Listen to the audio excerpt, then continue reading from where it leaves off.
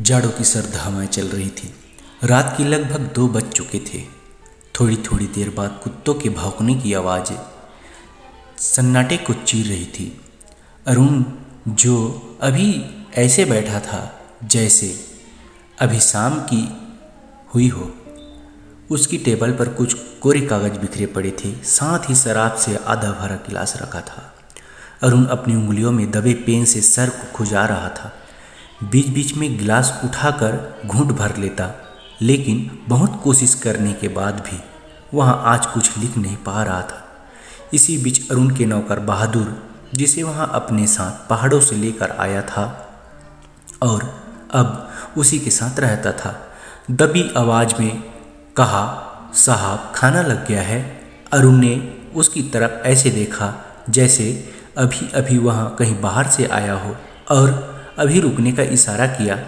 इस पर बहादुर विनम्र मुद्रा में साहब 4 बार खाना गर्म कर चुका हूँ, अगर आप नहीं खाएंगे फिर ठंडा हो जाएगा। इस पर अरुण चुप रहा और ये कहकर बहादुर वहाँ से चला गया। फरवरी माह की आज वही तारीख जिस दिन नीलिमा अरुण से पहली बार मिली थी। बहुत कोशिश करने के बाद भी वो उसको भुला नहीं पा रहा था और बीती जिंदगी के ख्यालों में खोता चला गया। बचपन से प्राकृतिक सौंदर्य के प्रेमी को जब पहली नौकरी का सौभाग्य प्राप्त हुआ तो वह बहुत खुश था, लेकिन जब पहली पोस्टिंग ही उत्तराखंड के पहाड़ों में बसा सुंदर शहर अल्मोड़ा में मिली, तब उसकी खुशी का ठिकाना ही नहीं रहा। अरुण ने जल्द ही अपनी पैकिंग की और कंक्रीट के जंगल एवं भागदौड़ से भरी जिंदगी से भरे शहर दिल्ली को अलविदा कहकर अल्मोड़ा चला गया। अरुण ने अल्मोड़ा में नौकरी ज्वाइन करने के साथ ही पहाड़ों की सुंदरता को निहारने की अपनी इच्छाओं को पूरा करने के लिए समय निकालना शुरू कर दिया। वहाँ छुट्टी के दिन अक्सर कभी रानीखेत, कभी बिनसर, कभी कौसानी तो कभी बागेश्वर घूमने चला जाता। कार्य दिवस में भी वहाँ साइट और ऑफिस के काम निपटाकर अल्मोड़ा में ही कुछ दूर एक सुनसान पहाड़ की चोटी पर जाकर बैठ जाता और वहाँ से खूबसूरत शहर को निहारता रहता। फरवरी की नम्र धूप में एक दिन अरुण उसी चोटी पर बैठा था। दोपहर हो चुकी थी, तभी पीछे से किसी की आहट हुई और कुछ ही देर में एक परछाई उस पर पड़ी। वह कुछ घबरा गया, उसके दिल की धड़कनें तेज हो गई। तब एक सुरीली आवाज़ ने कुछ इत्मीनान दिया। जब तक उसके सामने पहाड़ी वेशभूषा में एक खूबसूरत लड़की आ चुकी थी। शहर में आप अभी नए आए हैं साहब? अरुण हकला गया। क्या नाम है आपका? जी जी अरुण। और आपका? और उन्हें खुद को संयम करते हुए पूछा, नीलिमा रावत। ओह, बहुत सुंदर नाम है आपकी। तरह वह मुस्कुराकर चली गई। अरुण उसकी सुंदरता को देखता ही रह गया और साप्ताहिक छुट्टी का इंतजार करने लगा कि एक बार फिर मुलाकात हो जाए, और सप्ताह भर बाद फिर उसकी मुलाकात हो गई। फिर यह सिलसिला चलता रहा। दोनों के दिलों में कब प्यार के अंकुर फूट गए पता ही नहीं चला। एक दिन नीलिमा रोती हुई अरुण से मिली और परिवार में झगड़े की बात कहते हुए सीधे शादी की बात कर डाली। अरुण को जैसे इस दिन का बेसब्री से इंतजार था। प्यार में पागल अरुण ने ना ही नीलिमा के परिवार के बारे में जाना और ना ही उनके माता पिता की इजाज़त लेना मुनासिब समझा। ऑफिस में काम करने वाले बुजुर्ग रहमान भाई, जिनकी सभी इज्जत करते थे और अरुण भी अपनी हर बात उनसे साझा करता था, उनके लाख समझाने के बावजूद भी अरुण ने मंदिर में जाकर नीलिमा से शादी रचा ली। समय बीतता गया। अरुण और नीलिमा का उस दिन खुशी का कोई ठिकाना ना रहा। जिस दिन उनके घर में औलाद के रूप में पुत्र का जन्म हुआ, अब उनके आंगन में भी बेटे की किलकारियाँ गूंजने लगी थी और उनका जीवन पहले से भी ज़्यादा खुशगवार हो गया था। दोनों का जीवन सुकून से गुजर रहा था। अल्मोड़ा में अरुण के अब कई यार दोस्त भी बन गए थे। एक दिन शाम को अरुण अपने मित्रों के साथ बैठा गपशप कर रहा था। दारू के गिलास छलकाए जा रहे थे।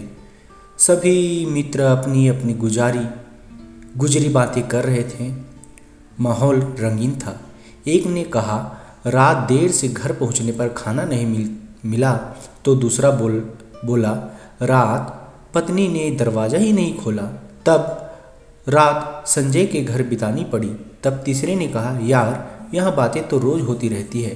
तीनों की बातें सुनकर अरुण मुस्कुराया और बोला, मेरी शादी को 2 साल हो गए हैं, लेकिन मैं जब भी घर पहुंचता हूं पहले ही नॉक कर दरवाज़ा खुल जाता है और खाना भी ऐसा गर्म मिलता है जैसे अभी अभी ताज़ा बना हो।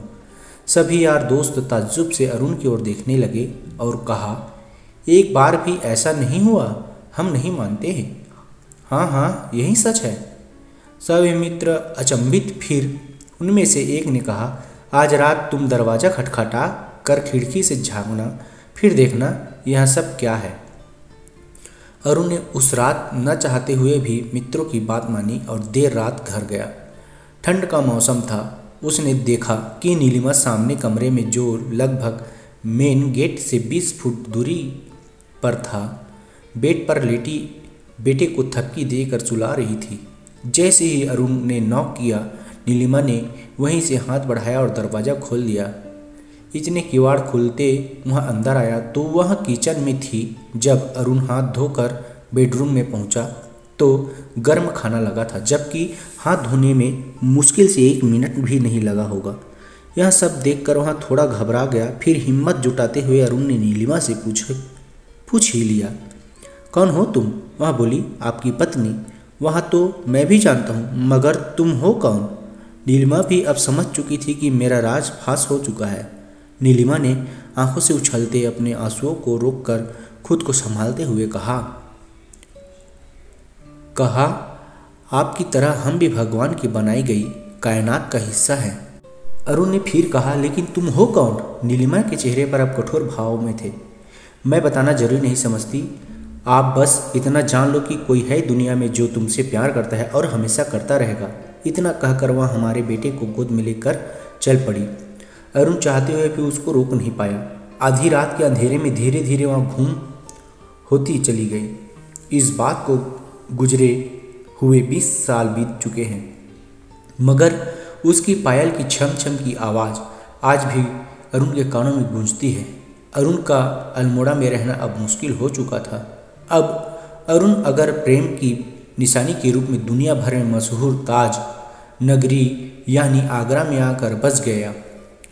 वहाँ यहाँ रहते हुए आज भी अक्सर ताजमहल का दीदार करते हुए नीलिमा के अक्स को तलाशने की नाकाम कोशिश करता है। चिड़ियों की तरह चहचहाट से अरुण ख्यालों की खुमारी से जब बेदार हुआ और खिड़की से झांक कर देखने लगा, सुबह हो चुकी थी। फिर उसने अपने अपने घर में चारों तरफ नगर घुमाई और नौकर बहादुर ड्राइंग रूम में सोफे से लगकर फर्श पर बैठा खर्राटे भर रहा था। अरुण की आंखें भी नींद की खुमारी छा चुकी थी। वहाँ चुपचाप अपने बेड पर लेट कर सो गया था।